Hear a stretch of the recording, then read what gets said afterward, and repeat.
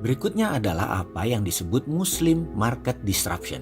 Produk kecantikan seperti Martha Tilar, Mustika Ratu, Pond, L'Oreal itu dibunuh. Yang membunuh itu siapa?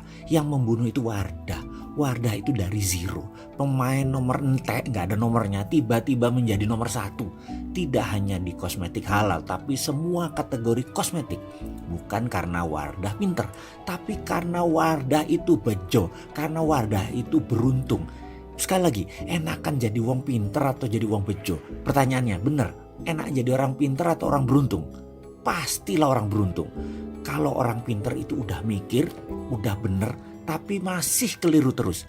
Tapi kalau wong bejo, orang beruntung itu ngawur-ngawur tapi bener. Itulah Wardah. Dia itu nggak ngapa-ngapain, tiba-tiba omsetnya naik eksponensial. Kenapa? Karena marketnya berubah, industrinya berubah. Karena tiba-tiba kosmetik kita religi semua. Sehingga seluruh aspek kehidupannya termasuk konsumsinya mesti harus sesuai kepada ajaran Nabi, ajaran Quran, hadis. Sampai dandan harus sesuai dengan ajaran Islam. Jadi Wardah itu sukses bukan karena strateginya diubah, tapi karena pasarnya berubah. Pemilik Wardah pun kaget.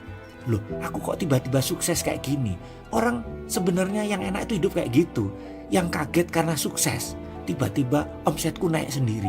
Lah nggak diapa-apain kok. Karena memang marketnya berubah. Sekali lagi, Indonesia itu unik. Nggak kayak Amerika.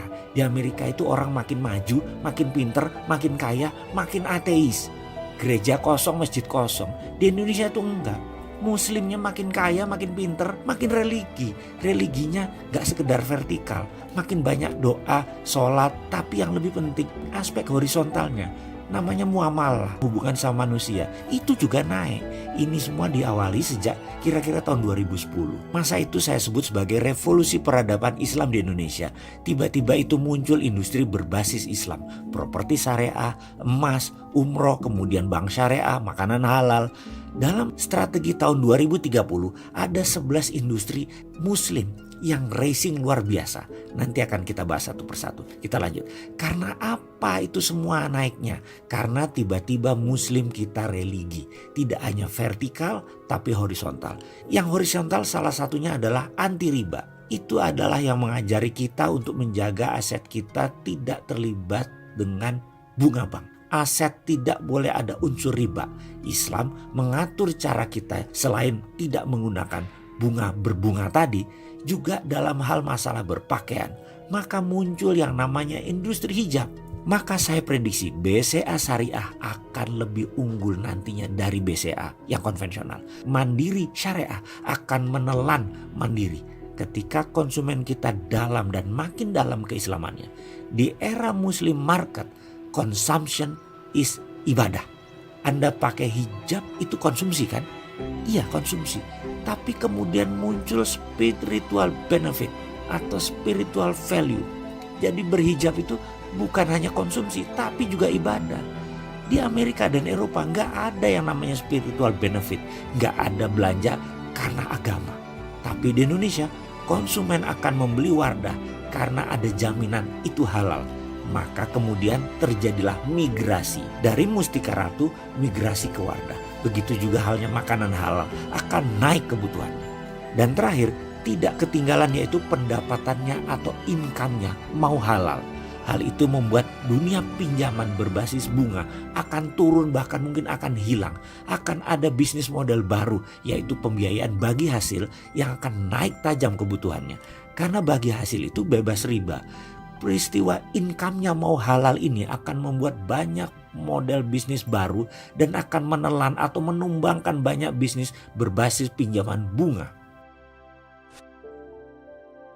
Jadi 3 hal ini adalah pemikirannya kaum milenial. Kencangnya dunia digital dan naiknya middle class muslim religius akan membunuh perusahaan industri bergaya lama. Pertanyaannya sekarang adalah Anda masuk yang dibunuh atau yang membunuh. Jadi mulai berpikir agar tidak dibunuh oleh digital, tidak dibunuh oleh milenial, sama kita tidak dibunuh oleh konsumen muslim. Kita harus berubah. 5 tahun ke depan atau bahkan 10 tahun ke depan ini akan menjadi market big wave-nya di Indonesia. Yang terakhir adalah tidak ada di dunia manapun, yaitu pasar semakin spiritual. Di Eropa tidak ada, di Amerika tidak ada. Tidak ada yang namanya spiritual benefit, hanya ada di Indonesia. Dan Anda harus kenal dan Anda harus tahu memanfaatkan spiritual benefit ini untuk kemanfaatan manusia yang banyak dan produk Anda. Anda jualan itu intinya apa sih? Intinya adalah ngasih value. Value adalah what customer get dibagi dengan what customer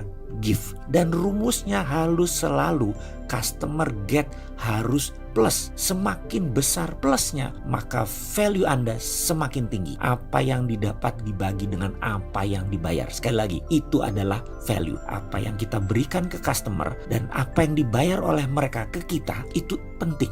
Itu value. Kalau value-nya tinggi, yaitu emotional benefitnya tinggi dan functional benefitnya tinggi, itu Anda pasti sukses. Tapi ada yang paling utama lagi, yang paling kanan, di mana kalau Anda menarget pasar muslim, maka pastikan mereka mendapatkan spiritual benefit. Kalau Anda, sekali lagi kita memahami untuk apa itu functional benefit dan emotional benefit. Kalau Anda makan di McDonald, dari lapar ke kenyang, itu namanya functional benefit. Kalau pakai Apple, yang dicari bukan hard disknya yang gede, tapi yang penting Apple. Itu namanya emotional benefit. Dan ada satu lagi yang lahir di tahun 2010 yang saya sebut sebagai spiritual benefit di Indonesia. Kalau seseorang pakai barang dengan label halal, maka mereka merasa lebih nyaman, maka orang tersebut mendapatkan spiritual benefit. Kita lebih dalam lagi tentang benefit produk. Misalnya Garuda Indonesia itu ada yang namanya more for more. Apa itu? Customer get more, tapi customer harus pay more. Kalau AirAsia lain lagi, less for less. Fasilitas setara dengan bayarannya. Gojek itu more for less karena mereka digital. Bagaimana customer get more tapi bayarnya less? Karena asetnya ringan, tidak ada aset. Semua digital company itu benefitnya naik, harganya turun. Itu kalau Anda bayangkan di bisnis konvensional, yaitu namanya ngajak bangkrut. Tapi beda dengan bisnis di digital ekonomi. Di era ini kalau tidak bisa create more for less, Anda pasti mati. Itu yang pertama. Yang kedua, milenial itu ke depan kita tahu ada 50 produk industri yang diobrak-abrik karena ledakan functional benefit dan emotional benefit ditambah spiritual benefit. Kita akan rinci segera apa itu produk-produk nanti yang dimana Anda dari sekarang sampai 2030 harus tahu dan jangan sentuh itu karena bahaya Anda bisnisnya. Tapi sekali lagi, kalau ada yang mati 50 produk, percaya saya ada ratusan produk baru yang akan muncul dan mungkin saat ini belum ada, dan itu harus dihadirkan oleh Anda. Kira-kira semua itu persamaannya apa? Apa yang diserang? Yang diserang value-nya Anda. Di milenial itu bagaimana emotional benefit dan functional benefit itu diobrak-abrik, lalu ditambah dengan muslim disruption, akan muncul produk baru. Fenomena yang kompleks seperti ini saya coba sederhanakan, yaitu kita kasih kacamata yang lebih tinggi lagi. Kita saat ini ada di tikungan, di masa-masa yang tidak enak. Diramalkan tahun 2020 akan terjadi resesi. Penyebabnya adalah sekarang dunia dikuasai oleh dua raksasa. Yang lama yaitu Amerika, karena nggak legowo dengan Cina yang ingin menguasai dunia. Jadi nanti nggak ada lagi yang namanya G20, perkumpulan negara-negara Amerika Eropa yang ber-20 itu yang menguasai dunia ekonomi. Jadi nanti cuma ada G2, Cina dan Amerika saja. Cina itu hebat luar biasa. Teknologinya juga hebat. Jangan dikira hebat karena manufaktur atau pabriknya banyak. Digital 4.0 dan 5.0 Cina itu sudah menguasai. Amerika tidak legowo. Karena itu Amerika membuat proteksi dengan dalil nasionalisme.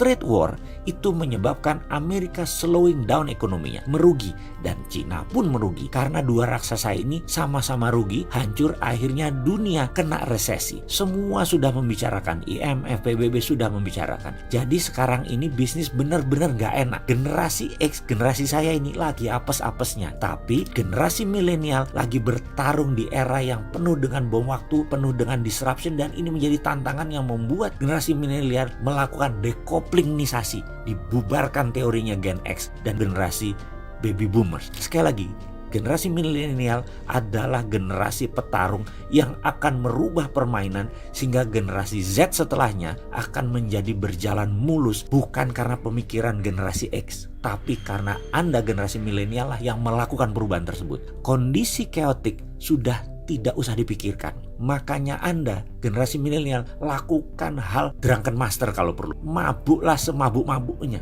Ini saatnya menyalip, ini saatnya gila. Gojek itu tidak akan bisa menyalip Indofood, tidak akan bisa menyalip Garuda kalau di lintasan lurus, kalau di jalan normal. Begitu juga Anda saat ini. Kalau Anda bermimpi ingin jadi sukses konglomerat dan menguasai pasar dari sekarang hingga tahun 2030, ini saatnya kalian menyalip di tikungan. Saat chaos dan ricuh saat ini, inilah waktu disrupsi, waktu yang tepat, waktu yang kacau dan chaotic merupakan kesempatan bagi yang kecil untuk menjadi besar.